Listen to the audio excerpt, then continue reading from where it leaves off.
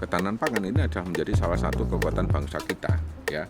Keterbatasan lahan, tetapi ketahanan pangan ini juga menjadi prioritas nasional yang kedua. Jadi semakin sempit tempatnya, tapi demand-nya tinggi. Nah, ini gimana mengatasinya, Pak? Program ketahanan pangan memang kita mencoba juga melibatkan semua lapisan, semua komponen, ya, termasuk anak-anak muda. Karena paling enggak estafet bagaimana dunia pertanian ini mau nggak mau kan juga harus ada kaderisasi juga, Mbak.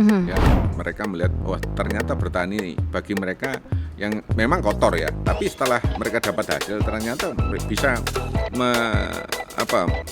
memberikan sesuai dengan apa yang mereka inginkan.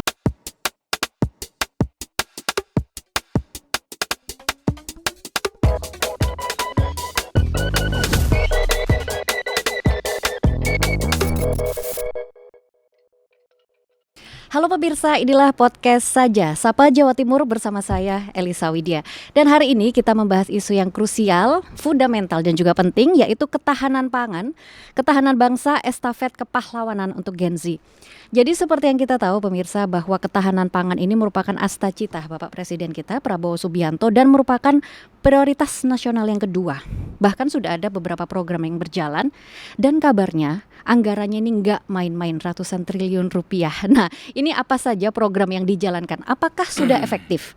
Lalu bagaimana perjalanan programnya sejauh ini dan bagaimana dukungan pemerintah, kemudian apa saja tantangannya? Nah, kita akan mencari tahu, mengkaji dan juga menganalisa, mencari tahu lebih dalam bersama dengan narasumber spesial luar biasa dan juga hebat yang telah hadir hari ini, yaitu Bapak Sumardi SHMH dari Komisi A DPRD Provinsi Jawa Timur, fraksi Golkar untuk Dapil Mojokerto, Jombang dan Kota Mojokerto. Bapak Sumardi, Assalamualaikum warahmatullahi wabarakatuh. Waalaikumsalam warahmatullahi wabarakatuh, Mbak Lisa. Kabar sehat Pak Sumardi? Alhamdulillah sehat, Mbak Lisa. Terima kasih sudah meluangkan waktunya di sela-sela kesibukan yang luar biasa tadi, akhirnya bisa bertemu kembali. Karena Mbak, tentu hari ini kita membahas isu yang cukup krusial, ketahanan pangan, termasuk prioritas nasional yang kedua dari Bapak Presiden kita Prabowo Subianto.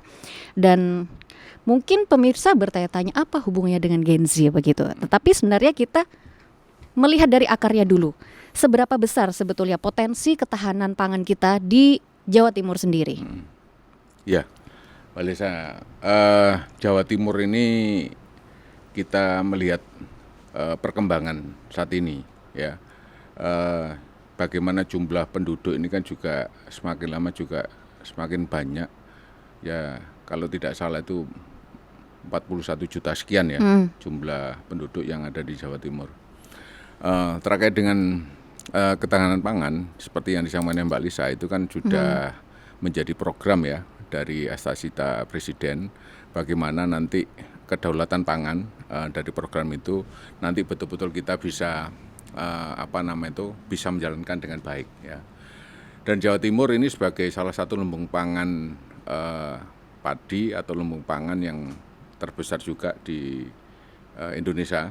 Jadi makanya bagaimana program ketahanan pangan ini juga nanti juga bisa menjadi salah satu indikator Jawa Timur terkait dengan keberhasilannya memproduksi salah satu produsen untuk mendukung terkait dengan program ketahanan pangan tersebut. Gitu. Dan saat ini program ketahanan pangan memang kita mencoba juga melibatkan semua lapisan, semua komponen, ya, termasuk anak-anak muda, Mbak Lisa. Ya.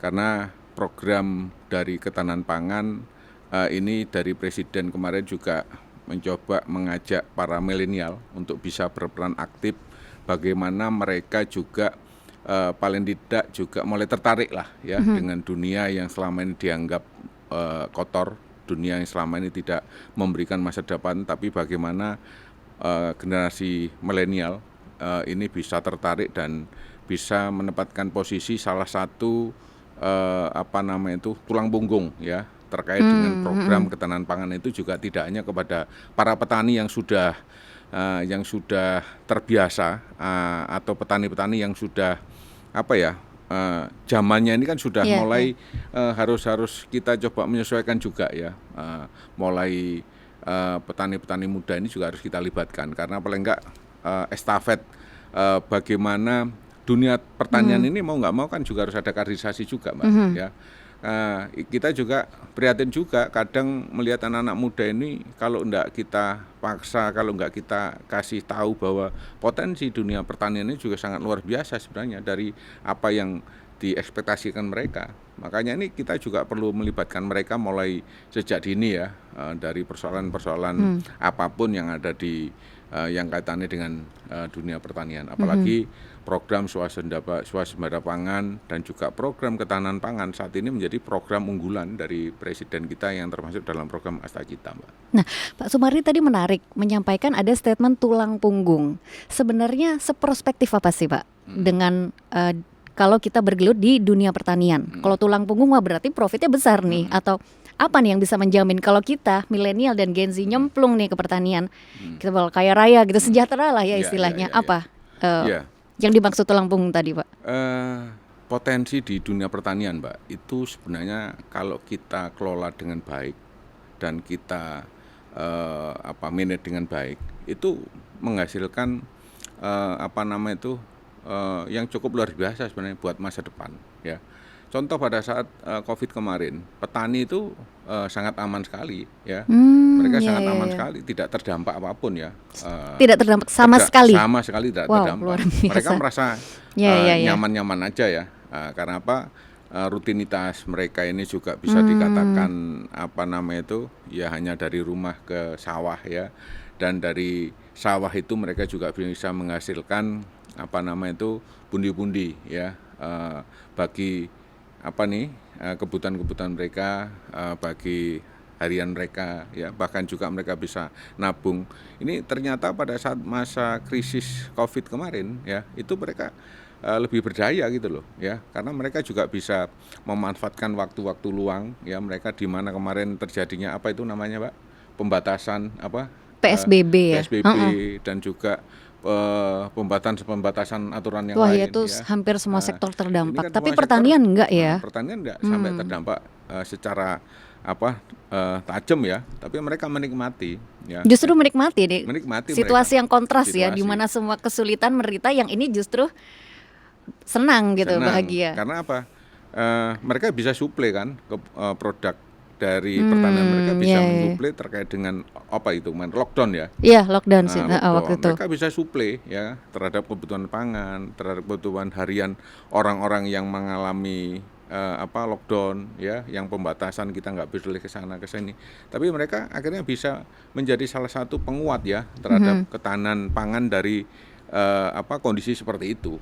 Ini kan sebagai salah satu acuan ya, bahwa ketahanan pangan yang sebenarnya sangat mendasar di bawah atau di petani itu menjadi tulang punggung bagaimana bangsa ini lebih berdaya lagi kan itu. Nah, makanya dari persoalan seperti itu kemarin mulai banyak dilirik anak-anak muda ya. Baru mulai Pak, harapannya bisa lebih besar lagi. Iya, gitu. Kalau dilirik berarti belum ada tindakan nyata dong Pak? Sebenarnya sudah mulai ada proses itu. Sudah, tapi? Sudah mulai ada yang melakukan itu ya, cuma memang mereka masih belum berani, ogah-ogahan gitu, masih atau belum berani, spekulasinya lebih besar ya, dalam arti luas yang dikerjakan, atau mereka yang dibidik mungkin produk unggulannya apa dulu kan itu. Jadi mereka kayak masih riset gitu nggak sih Pak? Kayak karena mungkin enggak. masih riset enggak, mereka sudah familiar ya? Sudah beberapa, sudah tahu. Sudah beberapa anak-anak muda sudah mulai ke sana, Mbak. Cuma memang mereka hanya di sektor ini ya, yang ditanam kayak buah ya, buah-buahan. Mungkin sebagian itu juga palawija ya. Jadi mungkin banyak lebih menanam yang lebih banyak dibutuhkan orang banyak mungkin ya. Ya, dunia pertanian dan buah itu banyak juga banyak yang dibutuhkan oleh kita loh Mbak. Iklim kita juga mendukung ya Pak ya? Mendukung sekali. Makanya anak muda saat ini sudah mulai melangkah ke situlah. Ada beberapa tokoh-tokoh petani milenial yang mungkin Mbak Lisa sudah pernah lihat di beberapa sosial media ya. Saya rasa itu kan juga di Jawa Timur juga ada beberapa itu ya. Mulai melalui pembinaan BUMDes ya, melalui pembinaan Karang Taruna. Mereka mulai memanfaatkan lahan-lahan yang bisa dilakukan mungkin sebagai upaya riset, tapi tidak sekedar riset, tapi mereka langsung terjun langsung. Mungkin luasnya nggak banyak, antara 1.500 meter persegi. Oh iya. Main Terus, dari yang skala kecil-kecil dulu, ya, baru nanti lama-lama besar ya. gitu ya. Oh, Tapi oke. kalau itu dikelola dengan baik, ya mereka kalau panen buah melon itu 3 bulan ya, 3 bulan itu cukup menghasilkan berapa ton buah melon, Mbak?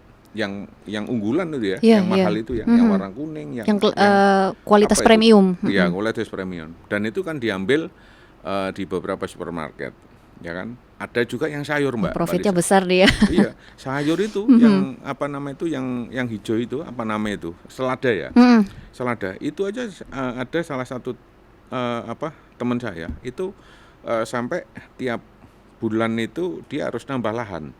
Oh iya. Nah, jadi Karena banyak order, permintaan. banyak permintaan, Sampai ya, banyak mereka demand. overload. Oh iya. Sampai overload. Jadi akhirnya Menarik, mereka harus tadinya milik sendiri harus kontrak juga. Jadi yang untuk sayur ya, karena kebutuhan mereka juga banyak dibutuhkan di area Surabaya, Sidoarjo ini. Tapi Pak, kalau melihat sekarang kan sedang anomali cuaca ya, perubahan iklim. Kadang kita berpikir ini bagaimana kalau kita mau turun ke industri pertanian, melihat iklim kita sedang tidak mendukung ya, kadang begini, kadang begitu. Jadi kayak kita bingung mau mulainya bagaimana, karena tantangannya juga nggak mudah. Karena kalau melihat Gen Z sama milenial zaman sekarang, mereka ngeliat dompet dulu nih, modalnya cukup nggak untuk kalau misalnya bakar duit. Kita juga takut, kebanyakan itu Pak, ketakutan tersendiri. Padahal sebetulnya semangatnya ada. Nah itu bagaimana untuk mengatasi tantangan perubahan iklim yang ada gitu?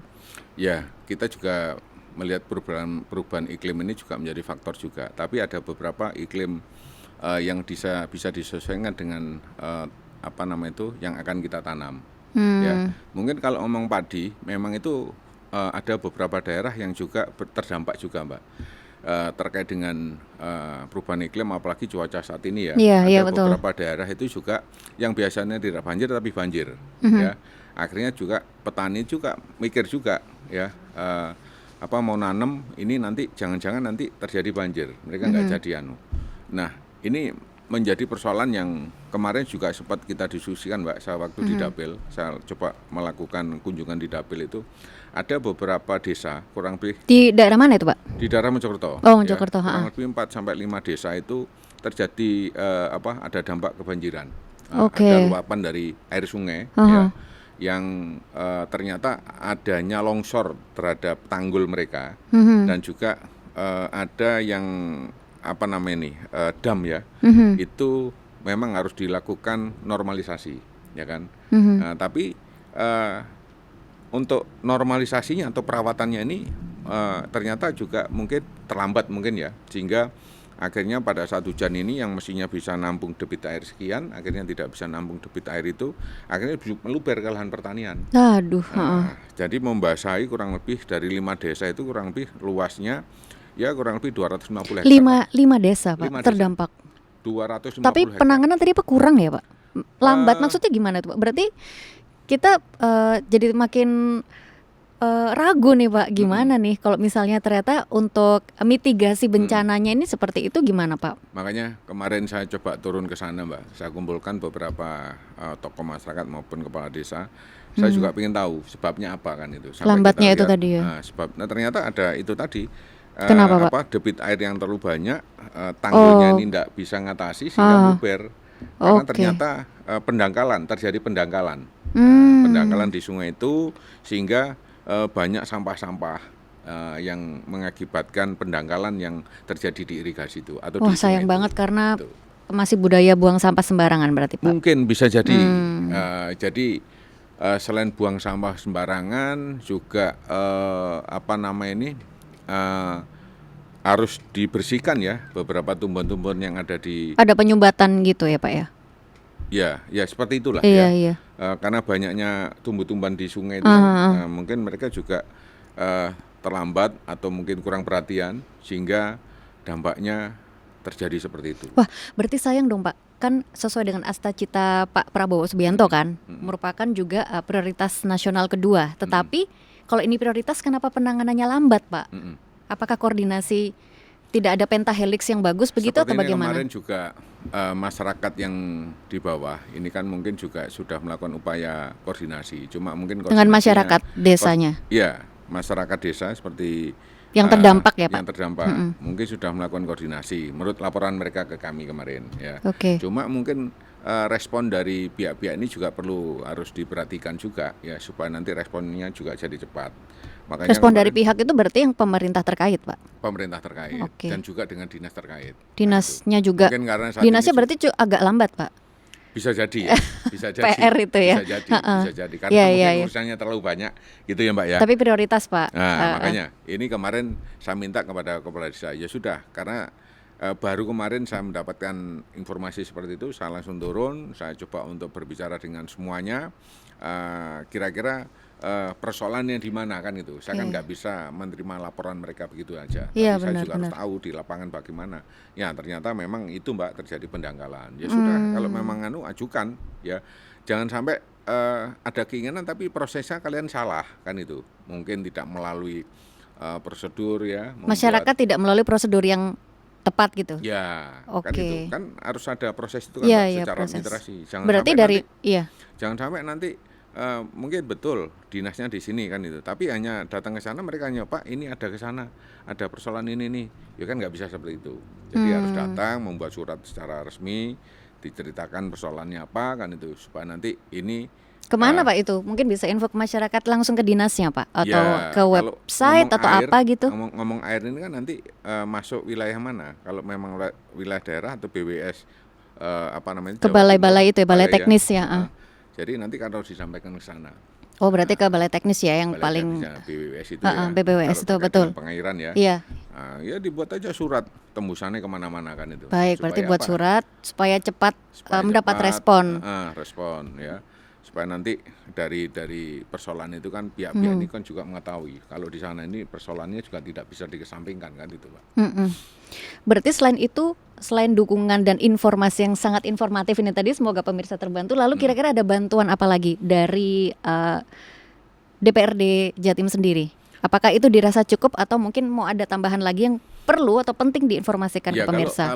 kalau persoalan bantuan nanti kan juga akan menyesuaikan, dan kalau secara surat atau mungkin informasi itu pasti nanti akan kita kawal kan itu Pak ya. Benar ya Pak, dikawal ya Pak? Iya pasti. Jadi ini. biar segera direspon. Pasti Karena kadang dikawal, Pak. masyarakat banyak keluhan, tidak ada respon yang cepat. Akhirnya terjadilah pro dan kontra. Kita tidak percaya dengan pemerintah, tapi dari dinasnya sendiri mungkin juga urusannya banyak. Nah ini tolong ya Pak untuk bisa Ya. disinergikan begitu. Makanya kemarin kita sampaikan sama mereka, ya sudah kalau gitu buat surat seperti ini, nanti tolong kita juga dikasih tahu ya, biar nanti kita juga tahu perkembangan ini sudah sampai di mana kan itu. Kita akan coba bangun komunikasi dengan yang terkait dengan persoalan yang di sini, supaya nanti apa ya, ini tidak terdampak terlalu lama ya kan, apalagi masalah itu terdampaknya ini. Kalau terlalu lama dampaknya apa Pak untuk jangka pendek, jangka Ya, otomatis panjangnya? mereka kan nggak bisa nanam Mbak.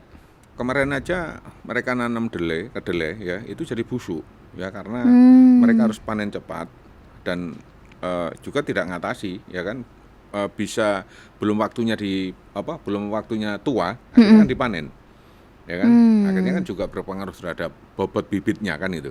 Nah, terus yang sudah terendam ini juga harus dijemur. Kadang kalau terlambat untuk manennya kan jadi rasanya nggak enak gitu. Akhirnya jadi rusak kan, berpengaruh terhadap kualitas. Oke baik, jadi Pak mungkin bisa disampaikan urutannya kalau misal ada persoalan atau tantangan yang dirasa nih, mulai generasi milenial dan Gen Z sudah mulai mencoba.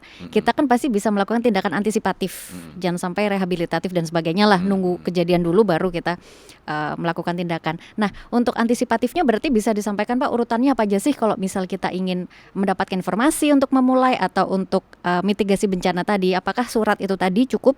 Ya, kalau bicara masalah mitigasi bencana, paling tidak ini kan kita juga harus tahu dulu petanya Mbak ya.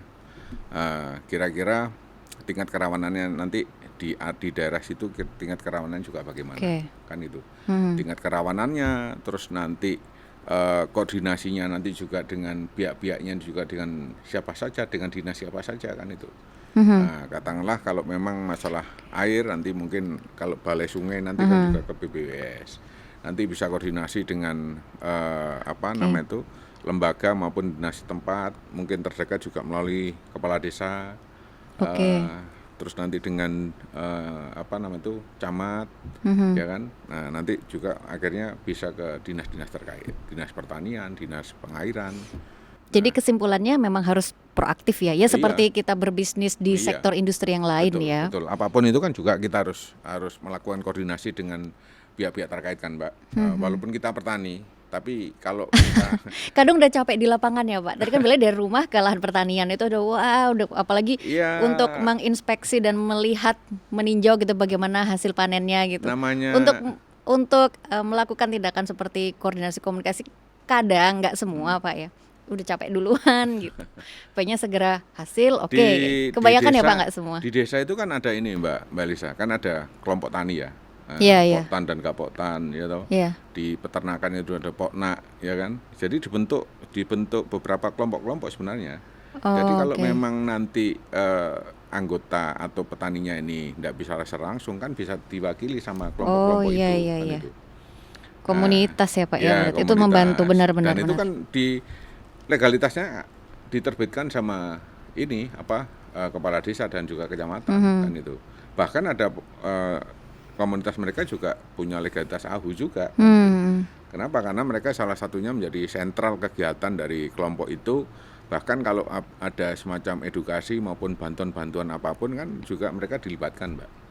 Ya, terkait dengan persoalan bibit, persoalan nama, atau bahkan nanti ada informasi terkait terakhir itu masalah ketahanan pangan. Ini bagaimana sasaran dan arahnya dan apa yang harus dilakukan sama mereka itu kan nanti kan itu yang kelompok ada sosialisasinya itu ya, kelompok ini itu yang akan diundang dan dilibatkan, baik pengurus maupun anggotanya. Iya betul ya, kalau dengan komunitas akan lebih mudah ya. Iya. Jadi menjangkaunya lebih cepat juga. Jadi nggak harus yang repot-repot pemirsa, nggak serepot itu kok. Tapi memang intinya harus koordinasi, komunikasi dan proaktif itu pasti. Jangan pertanian terus pengennya diladenin terus sama pemerintah. Pemerintah juga harus sadar masalah masyarakat apa, tapi kita sebagai masyarakat juga harus proaktif. Jangan apa-apa nyalin pemerintah terus gitu ya. Kita sama-sama lah kalau istilah zaman sekarang tuh pentahelix ya. Kan kalau nggak mau capek ya tidur aja capek loh, Mbak. Tidur capek, kerja capek, pilih capek yang mana gitu. Nah, Pak, ada satu data lagi ini ya. Kabarnya kalau di Indonesia sendiri, di Jawa Timur sendiri lebih tepatnya, lebih spesifiknya ada yang menjadi tantangan tuh keterbatasan lahan, Pak. Karena kan seperti kita tahu lah dari periode sebelumnya, sekarang pembangunan infrastruktur itu juga menjadi salah satu prioritas utama untuk ketahanan bangsa sekarang. Nah, ini bagaimana menyikapinya, Pak, dari sudut pandang fungsi pengawasan DPRD Jatim? Keterbatasan lahan, tetapi ketahanan pangan ini juga menjadi prioritas nasional yang kedua. Jadi semakin sempit tempatnya, tapi demand-nya tinggi. Nah, ini gimana mengatasinya, Pak? Ya, Mbak Lisa. Jawa Timur sendiri kalau nggak salah lahan pertanian kan saat ini itu 1,2 hektar ya. Itu terdiri dari irigasi dan non irigasi ya. Oke. Dan itu lahan yang cukup besar juga untuk wilayah Jawa Timur, dan Jawa Timur menempati urutan pertama terkait dengan produksi padi ya. Produk unggulan untuk ketahanan pangan ini kan selain jagung, selain delai, selain yang lainnya, ini kan juga produk unggulannya kan padi. Jadi dengan program ketahanan pangan di Jawa Timur dengan lahan yang 1,2 juta hektar itu, saya rasa juga untuk saat ini ya, memang kemarin lahan-lahan itu juga kepotong oleh pembangun dari industri maupun perumahan. Nah itu Tapi dia. untuk saat ini kan perumahan kayaknya paling banyak ya Pak ya. Kalau di daerah-daerah sih sepertinya saya lihat kayak perbatasan Surabaya. Perumahan-perumahan ya, untuk milenial Gen Z itu banyak loh Pak sekarang. Lahan-lahan produktif. Program ya. Pengalihan fungsi lahan ya kalau nggak salah Pak istilahnya. Alih fungsi lahan betul. Alih fungsi lahan. Dan itu memang juga dengan adanya pembangunan rumah, ini kan juga program dari dinas perumahan, dari dinas kementerian ya. Bagaimana nanti membangun sekian juta rumah ya. Ini kan juga kebutuhan mendesak terkait dengan pengembangan persiapan bonus demografi. Bahkan saat ini persiapan itu juga dilakukan terkait dengan perkembangan industri, bagaimana menciptakan lapangan pekerjaan seluas-luasnya, sehingga dampaknya ini kan juga ada beberapa ekses. Terdampaknya juga salah satunya dunia pertanian. Dengan adanya pertanian ini lahannya dipakai itu, tapi dengan luas 1,2 juta hektar dan juga tambah tanam yang dilakukan kurang lebih 200 berapa hektar itu ya. Ini saya rasa juga sebagai upaya dari pemerintah Jawa Timur untuk melakukan memperkuat ketahanan pangan yang menjadi program unggulan dari Astacita Presiden Pak Prabowo.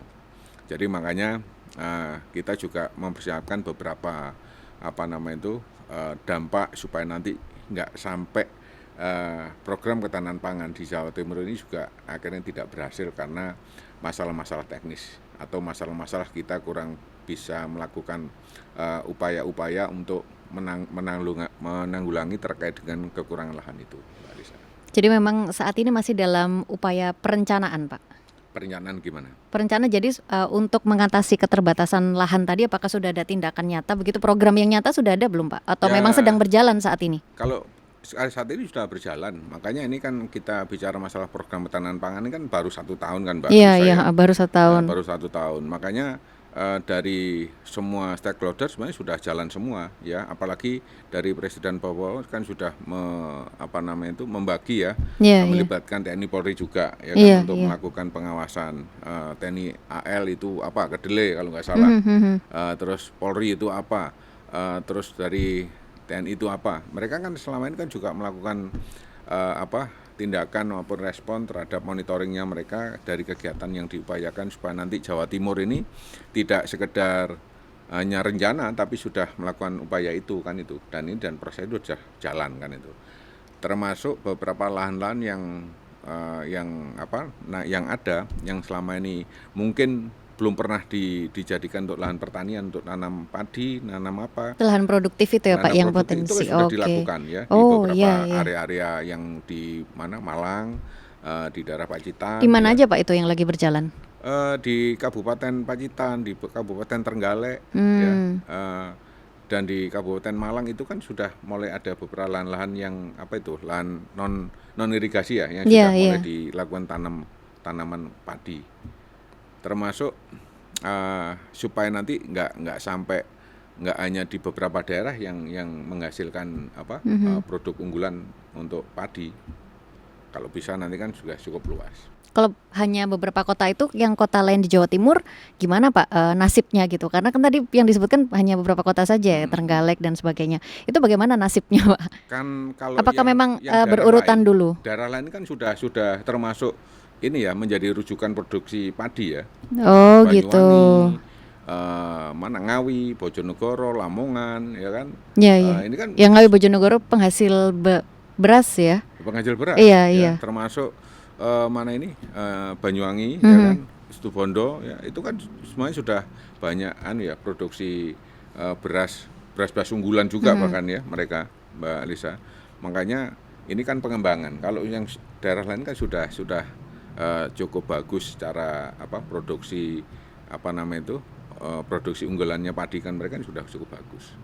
Jadi memang berjalan pelan-pelan ya pemirsa, karena semuanya memang butuh proses dan tadi sudah bisa kita melihat ya kesimpulan bahwa sejauh ini koordinasinya sudah cukup bagus dengan melibatkan banyak masyarakat dan juga pemerintah, baik pemerintah pusat berkoordinasi dengan pemerintah provinsi maupun kabupaten kota, dan sudah dipilih tadi beberapa kota untuk mengatasi keterbatasan lahan itu.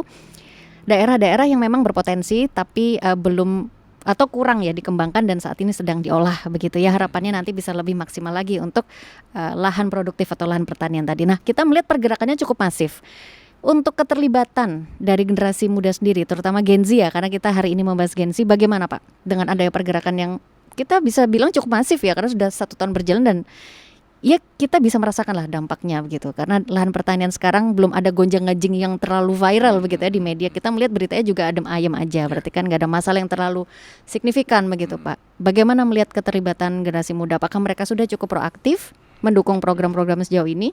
Ya, memang ada Gen Z ini kan kabarnya susah-susah, gampang gitu. Beberapa anak muda kita coba untuk ajak Mbak, ya, untuk melihat fakta di lapangan bahwa dunia pertanian ini kan juga menjanjikan dan juga menghasilkan cuan ya, supaya mereka juga mikir bahwa menghasilkan cuan atau untuk mendapatkan sebuah pekerjaan yang bisa dikatakan mencukupi kebutuhan mereka dan juga masa depannya. Ini tidak hanya kerja di kantoran atau di industri ya, tapi kita kalau bisa nanti kita ajak untuk memikirkan bahwa pertanian ini juga salah satunya industri kan itu, ya. Industri pertanian, ya, tidak bicara masalah pertanian yang secara bicara masalah ini ya yang sudah terbiasa, yang konvensional yang lama gitu, ya kan? Karena kita melihat beberapa negara-negara yang tetangga kita aja mereka bisa sudah canggih Pak, membuat industri itu kan itu ya. Dan sekarang udah canggih-canggih ya Udah Pak, bukan yang kayak di sawah terus dengan memikul kan pikirnya gitu ya. Mereka udah canggih sekali gitu. Semua yang dilakukan keren sudah banget. melakukan digitalisasi. Iya, sudah keren banget ya Pak ya. Betul. Ini kan menjadi salah satu daya tarik yang bisa menginspirasi ya oleh kalangan muda yang mau nggak mau mereka harus itu juga masa depan kan itu. Itu masa depan, bukan itu sebagai wah itu pekerjaan orang tua, itu pekerjaan nggak cocok bagi mereka. Kebanyakan asumsinya kayak gitu, tapi sekarang mudah-mudahan udah open minded semua lah ya. Saya melihat banyak ini Mbak di beberapa daerah itu anak-anak muda sudah mulai turun ya. Walaupun, oh ya, di mana tuh Pak yang terasa paling ini? Jadi selama turun lapangan kan Pak pasti. Yang kelihatan antusias mana nih Pak kota-kota di Jawa Timur nih? Sama yang kurang mana nih Pak? Kita ajak bareng-bareng lah ya. Jadi beberapa anak-anak muda kemarin sudah mulai melirik ke sana karena mereka melihat ternyata bertani bagi mereka yang memang kotor ya, tapi setelah mereka dapat hasil ternyata bisa memberikan sesuai dengan apa yang mereka inginkan. Kotornya setara dengan hasilnya gitu ya. Betul. Katakanlah mau beli baju bagus, mereka mau kemana, mau main kemana, itu bisa mereka dapat dari dunia mereka bertani ya Mbak, beli handphone atau apa ya kan. Bahkan mereka sudah mulai belajar ini terkait dengan nanam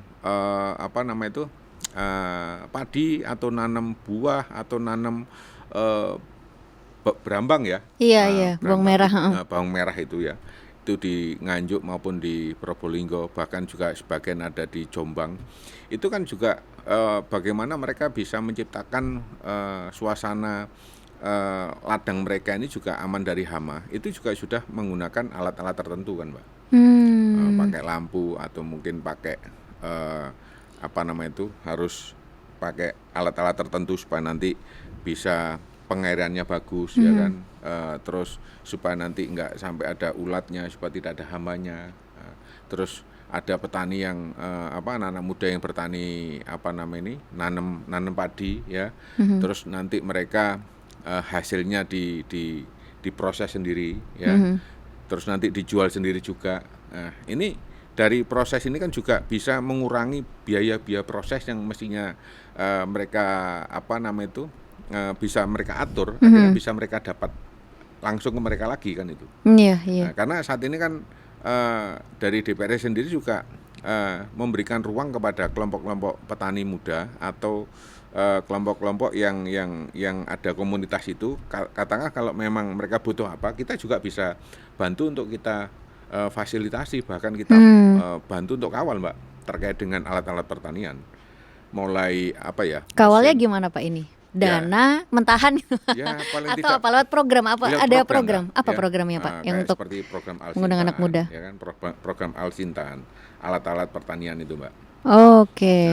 Itu kan saat ini dari pemerintah sendiri kan juga sudah membuat program terkait dengan bantuan terkait dengan alat-alat pertanian, mulai alat sebelum panen, setelah panen ya kan, bahkan ada traktor, bahkan setelah panen ini yang namanya alat memanen padi itu, terus alat untuk mengupas, memisahkan antara menjadi beras ya, apa alat itu namanya nggak tahu saya. Jadi secara teknis alat-alat itu sudah ada bantuan juga ya lewat programnya, salah satunya itu ya tadi. Terus mereka gimana Pak antusiasmenya mereka? Ya ini menjadi salah satu motivasi cukup bagi mereka. Terbantukah atau? Ya, cukup termotivasi. Jadi termotivasi ya? Paling tidak seperti yang saya katakan tadi, bahwa bertani itu tidak kotor yang seperti yang biasanya yang mereka lihat, tapi ternyata ada alat yang bisa membantu untuk itu. Alatnya ini ada regulasi khusus nggak Pak? Jadi untuk kawan-kawan nih mungkin yang berminat untuk di industri pertanian, untuk bisa mengikuti program ini ada syaratnya nggak Pak? Atau harus ada dananya atau gimana? Syaratnya nggak ada. Tapi aksesnya gimana Pak? Yang penting ada kemauan, ya. Yang penting ada kemauan, yang penting ada keyakinan dan niat dan semangat ya untuk bahwa mereka itu betul-betul atau sungguh-sungguh mereka tuh mau menekuni itu, kan itu Mbak. Mintanya nih kemana Pak? Kalau misalnya Ya bisa nanti. kita punya lahan nih, minta rekomendasi kemana Ya nih? katakan kalau nanti di dapil saya melalui saya. Oh bisa ke Pak Sumardi ya. Catat ya pemirsa, bisa ke Pak Sumardi langsung. Ya nanti terus, Ada Instagramnya kalau nggak salah apa? Oh, ada. Iya, Instagramnya Pak Sumardi ini Cak Sumardi Joker, pemirsa bisa @Cak Sumardi Joker. Arek Jombang Mojokerto, jargonnya seduluran sak lawase. Nah ini bisa langsung di DM ya Bapak. Admin atau tapi bapaknya khusus- langsung nih? Tapi khusus nanti untuk yang di dapil saya. Iya, khusus dapil Jombang. Kalau selain di Mojokerto, dapil, Kota nggak boleh Mojokerto. nanti. Iya, iya. Nah, nggak boleh. Iya, jadi memang ranahnya memang di situ ya Pak. Jangan melakukan pelanggaran juga. Jadi memang ada batasnya Pak. Tapi memang untuk program apa ini tadi Pak namanya? Alsintan.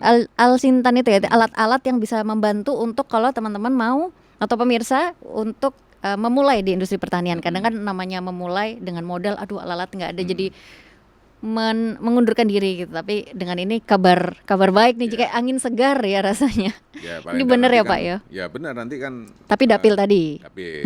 Sesuai dapil ya. Sesuai dengan dapil saya. Nanti paling tidak secara komunikasi, pembinaan atau apapun kan kita interaksinya secara langsung. Alhamdulillah lega banget denger ya Pak. Jadi merasa kita semakin semangat sih Pak gitu. Senang sekali loh kalau ada bagian dari rekan-rekan DPRD gitu. Kita diperhatiin tuh senang banget Pak, anak muda, karena kita merasa semangat luar biasa. Tapi kadang dukungan dari pemerintah itu kayak ya masih kurang nih. Atau kredibilitas mungkin ya naik turun lah, karena ada banyak oknum yang akhirnya merusak kepercayaan. Tapi harapan kita tidak ya Pak ya, ini sekedar masukan saja. Lalu tantangannya apa sih Pak kalau misalnya untuk berkoordinasi dengan Gen Z ini, terutama untuk menjalankan program yang sudah ada tadi? Karena kan ya kita mengerti lah pemerintah kebanyakan dari kalangan milenial sejauh ini ya, kalangan milenial sama boomers lah, 50 tahun ke atas, 30-40 tahun. Untuk bisa berkoordinasi dengan Gen Z untuk industri pertanian, bagaimana ini koordinasinya? Koordinasinya harus telaten Mbak. Telaten. Curhat ini Pak. Kayak telaten kayak ngomong anak gitu Pak. Gimana cerita-cerita Pak? Harus telaten dan juga harus sering-sering ya. Sering apa ini? Ya sering-sering berkomunikasi, bertemu ya kan. Ya itu Kudu tadi telaten, harus sabar juga dengan mereka kan itu. Kenapa sabarnya itu lebih ke apa? Contoh mungkin di lapangan pernah ada Ya, cerita. anak muda Mbak ya. Namanya anak muda kita juga pernah muda ya kan. Atau saat ini kita juga masih muda. Harus kan? dong Pak, harus muda terus. Jiwanya muda terus. Gimana? Itu kadang apa yang menjadi ekspektasi mereka kan kadang mereka tidak memahami proses ya, bahwa proses itu harus dilalui bagaimana. Untuk bicara masalah sukses, untuk bicara masalah berhasil sesuai dengan ekspektasi yang di angan-angan mereka, itu kan prosesnya nggak segampang itu ya kan. Ya seperti yang Mbak Lisa tanya, apakah mereka mau capek ya kan, apakah mereka mau kotor, apakah mereka mau kurang tidur ya. Ini kan harus kita terjemahkan bahwa kalian itu menjadi leader entrepreneur ya, dunia pertanian. Ya paling tidak kalian bisa usaha dan menghasilkan untuk diri kalian sendiri dulu lah ya.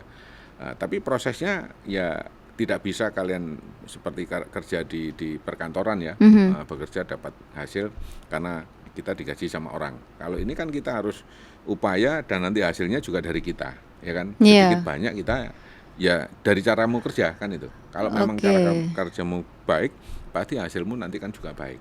Nah ini kan paling nggak itu yang harus kita terjemahkan kepada mereka. Kita harus diskusi juga sama mereka terkait dengan masalah leadership, masalah motivasi, semangat, dan cara memahami apabila nanti mereka menemukan persoalan-persoalan yang ada di lapangan.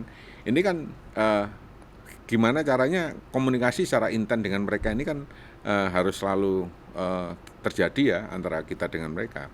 Karena kalau nggak gitu pasti namanya anak muda ini kan tidak bisa kita generalisir Pak ya. Iya benar. Sama kuat, anak muda kuat semua, ya, nggak bisa seperti itu. Iya. Ada anak-anak mungkin muda kuat fisik Pak, tapi kadang mental hancur Pak. Kadang-kadang ya, udah zaman sekarang aduh gitu ya. Karena itu tadi mereka mindsetnya yang baik-baik aja kan itu. Iya. Kayak pengen yang hanya melihat enaknya aja gitu, tapi nggak melihat proses behind the scene atau di balik layar gitu. Betul. Ya nggak semua ya pemirsa, tapi memang masih ada yang seperti itu. Jadi memang kita harus memperbaiki mindset dulu nomor satu. Persoalan di anak-anak muda ya, tapi memang tidak semuanya. Tapi kan ya kita sendiri juga pernah merasakan pada saat pernah pasti. Ya makanya. Kita semua pernah melalui itu. Dan kita yang sudah tobat-tobat gitu Pak. Istilah kayak gitu. Jadi memang kalau boleh menarik kesimpulan ya, untuk koordinasi ini memang tadi dilihat harus memang banyak ngomong, tapi bukan berarti mendiskreditkan pemirsa begitu. Iya. Memang harus tahulah mindset dibetulkan ya. Semua butuh proses dari akar. Untuk pohon saja butuh proses dari akar untuk menjadi pohon, ada yang butuh tahunan, puluhan tahun. Tapi kalau misal berhasil, kita bisa menjadi pohon yang kokoh sebesar apapun agennya. Itu sama, itu filosofi bisnis kalau kita masukkan ke industri pertanian ya Pak ya. Jadi memang tidak ada yang tidak mungkin, selagi ada niat pasti ada jalannya begitu pemirsa. Seperti Pak Sumardi ini, kalau ada niat tadi disampaikan pasti bisnis bisa jalan, termasuk di industri pertanian ini. Nah sekarang kita melihat Pak, kalau kita melihat ngomongin generasi muda nih, ini berarti kan kita berbicara mengenai regenerasi. Nah melihatnya bagaimana ini untuk regenerasi petani, apakah ada tantangan tersendiri atau ada apa nih pesan-pesan yang ingin disampaikan? Ya memang Tantangannya di mana gitu? salah satunya tadi yang saya sampaikan sama Mbak Lisa, regenerasi Untuk menjaga regenerasi regenerasi terkait dengan dunia yang selama ini tidak pernah diimpikan ya sama anak muda untuk masuk Iya cita-cita, benar. ya kan? Zaman Pasti sekarang kalau- kebanyakan tuh kayak YouTuber, gitu. Influencer gitu Pak, kebanyakan. Kan kalau kita tanya anak-anak kita, kamu cita-citanya apa? Dokter. Ya, Kamu ya, cita-citanya ya, apa? Ini kan itu kan nggak ada. Kamu cita-citanya apa? Petani ya. Mungkin dari 1.000 sekian anak baru satu. Mungkin yang ganti ngomong istilah kali ya, apa gitu. Apa yang mungkin lebih terdengar lebih keren, Ya, kece gitu. Pengusaha ya. Pengusaha. Mungkin ya. Pengusaha tapi di bidang pertanian. Owner, Nah, the owner of the atau land sendiri, gitu. ya. Tapi itu ngaruh loh Pak ke mindset. Iya, Iya, jadi betul. gimana untuk Ya. menjaga regenerasi Jadi petani? ya paling tidak ya memang kita harus bisa memberikan pemahaman yang sama ya, bahwa dunia pertanian itu juga tidak bisa kita kesampingkan begitu aja. Selain itu adalah masa depan dan juga tulang punggung terhadap kekuatan ketahanan pangan kita. Ya kan? Apalagi Pak Presiden sendiri menyampaikan bahwa ketahanan pangan ini adalah menjadi salah satu kekuatan bangsa kita. Ya, contoh kalau sampai terjadi perang seperti yang di negara yang saat ini berperang, ini kalau memang kekuatan dan kemampuan pangan kita cukup kuat, pasti nanti juga bagaimana bentuknya, ya bukan berarti kita bicara masalah perang kita mau apa, tidak, tapi contoh ya, karena dengan ketahanan pangan yang cukup kuat ya, yang cukup bagus ya, ini pasti juga akan berpengaruh terhadap kekuatan bangsa ini ke depan kan itu Mbak. Makanya generasi milenial ini juga salah satu menjadi generasi yang menjadi harapan bangsa kita. Bagaimana mereka bisa berproses, bisa beradaptasi terhadap hal-hal yang seharusnya menjadi bagian dari mereka juga, nggak bisa pada kelompok-kelompok tertentu yang kita berikan beban itu. Tapi anak-anak muda ini tanggung jawabmu juga ya. Dunia ini juga semua milik kamu kan itu. Iya ya, kan generasi penerus kan Pak, iya diteruskan oleh siapa lagi? Iya, nggak bisa kamu kesampaikan. Walaupun bertani ini ya kita menyesuaikan lah ya. Kalau dulu bertani itu hanya mencangkul ya, sekarang sudah ada traktor ya. Dulu sekarang ada di teknologi digital ya Pak sekarang ya, lebih. Selain teknologi digital juga teknologi pertanian itu sudah merambah cukup di luar ekspektasi juga Mbak. Oh ya, Ya yang kan? teknologi sudah sejauh mana Pak? Ya, seperti kayak ya kita kemarin melihat pakai dunia digital, pakai handphone ya, bahwa aplikasi gitu ya, pakai aplikasi untuk nyalakan air itu pakai aplikasi, nyalakan untuk nyiram ini loh Pak, tanaman itu sudah pakai aplikasi ya. Google ini waktunya air atau apa, kemarin saya lihat itu ternyata juga bisa kan gitu Mbak. Iya, Nah, iya. ini berarti kan di luar dari ekspektasi juga kan, ternyata untuk ngasih air aja sudah pakai teknologi digital, nggak pakai dulu kita harus pakai Iya, ngambil manual air satu-satu kan. dan keliling makanya capek gitu. Tapi keliling masih ada yang satu sawah itu mempertahankan. kan. Iya, benar. Kalau sekarang tapi berarti gini dong Pak, kalau generasi muda itu dengan memanfaatkan kecanggihan teknologi itu bisa memberikan kita efisiensi dana dan waktu kah? Iya. Iya Pak. Walaupun investasi awal ya kita menyesuaikan ya.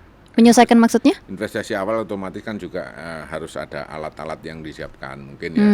Alat-alat apa yang nanti bisa digunakan untuk itu sesuai dengan kebutuhan mungkin. Tapi itu kan nanti bisa dipakai seterusnya ya. Ya saya nggak tahu kira-kira alat-alatnya itu harganya berapa. Kalau Kira-kira berapa Pak? Ini saya nggak tahu. Nggak Saya ada kemarin kisaran nggak Pak, tanya. buka buku Pak di sini. Kayak pompa air nyedot itu kan dulu kita nggak pernah terpikirkan bahwa ternyata tenaga matahari bisa menghasilkan listrik dan bisa dipakai untuk pompa. Nah, sekarang ini pompa kemarin saya lihat aja bisa pakai tenaga listrik, ya kan. Jadi enak juga listriknya di apa nih panelnya ditaruh di atas juga sekaligus sebagai atap, ya kan. Bawahnya ditaruh pompa. Nah, itu juga murah. Jadi sewaktu-waktu bisa digunakan itu tenaga surya Oh untuk iya. mengaliri sawah dari pompa itu pakai tenaga surya. Nah, itu juga murah, nggak sampai mungkin nilainya ya kalau nggak salah ya Iya. antara 25 atau apa gitu loh juta ya. Menyesuaikan itu sudah Oke, memang rata-rata harga segitu ya. Tapi Katanya nanti begitu akan ya. sebanding kok dengan hasilnya kan, Ya. akan berkali-kali lipat daripada Ya. itu begitu. Nah, untuk dukungan dari DPRD sendiri untuk teknologinya sendiri sudah ada belum program khusus gitu yang untuk mendukung anak-anak muda pertanian tapi yang berkaitan sama teknologi Pak, atau mungkin lagi digoreng nih Pak Ya, programnya, kalau atau masih dalam ngomong- perencanaan? Ya nanti kalau ngomong teknologi itu saat ini mungkin yang sudah ada ya seperti tadi Mbak, alat-alat pertanian yang sudah Baru di situ ya Pak ya? ya. Cuma kalau inovasi itu kan juga kita menyesuaikan ya, tergantung dari kelompok-kelompok anak muda ini, dia mempunyai inovasi yang bagaimana. Kalau memang inovasinya bagus dan ini teknologi tepat guna yang bisa kita pakai dan ini akhirnya juga bisa menjadi motivasi anak muda yang lain bahwa ini ternyata teknologi tepat guna ini dihasilkan oleh anak muda ini, ya kenapa nggak harus kita bantu kan itu. Bantu dana nggak Pak? Ya tergantung ya. Kalau Kadang memang- ada gitu tuh bantuan dana juga Iya, pasti supaya lebih arahnya ke maksimal sana. bisa ya Pak ya? Ya, insya Allah itu Apakah nanti kan kita memungkinkan atau kayaknya? coba. Ya memang kita menyesuaikan ya dari program itu nanti kalau memang ini teknologi tepat guna yang dibuat. sama Ada Pak, pemerintah anggarannya yang kan bagus. ratusan triliun Pak, ada lah ya Pak.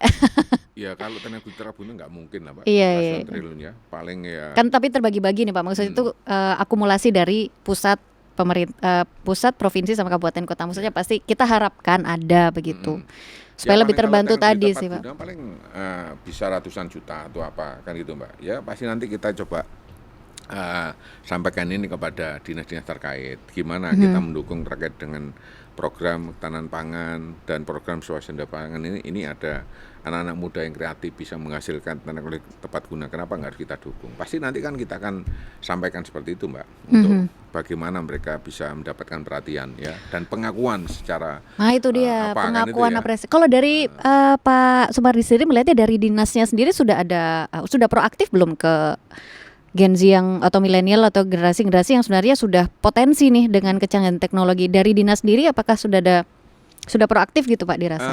Karena kan kadang terhalang ke dinasnya itu.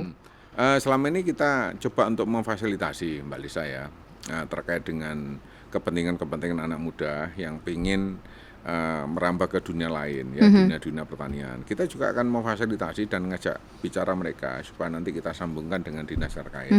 Yang penting nanti kan seperti niat dan kesungguhan mereka, jangan sampai nanti akhirnya terputus di tengah jalan ya. Makanya kita di DPRD sangat mendukung upaya-upaya kreativitas anak-anak dan motivasi yang sangat luar biasa ini harus kita jaga supaya nanti jangan sampai mereka sudah pada posisi itu nggak ada yang memperhatikan, akhirnya down lagi kan itu. Makanya kami di DPRD akan memfasilitasi, kami akan membantu mengawal supaya nanti ini bisa dilaksanakan dengan baik dan benar, bahkan itu menjadi salah satu tulang punggung dan masa depan mereka kan itu. Ini harus kita jadikan contoh ya, bahwa kebanggaan anak muda menemukan kreativitas itu juga nggak mudah kan itu Mbak. Gitu. Jadi memang ya intinya ya proaktif tadi ya, baik dari pemerintahnya, dari teman-teman DPRD yang bersangkutan, kemudian dari masyarakat sendiri. Ada pesan nggak Pak untuk anak-anak muda kalau ingin bergabung ke dunia pertanian? Pesan khusus Pak, dari umum ke khusus, kita butuh yang spesifik nih Pak. Karena memang ya kita ada yang mungkin masih tahap pengenalan, ada yang tahap sudah nyemplung nih, tapi karena banyak kendala menarik diri lagi kan sayang Pak gitu. Gimana? Ya, makanya teman-teman yang bolo-bolo semuanya dan juga pemirsa podcast, ayo kita kita punya mimpi ya, harus kita wujudkan, jangan sekedar mimpi. Dan kekuatan keyakinan kalian jadikan sebagai salah satu dasar kekuatan untuk merubah masa depan kalian.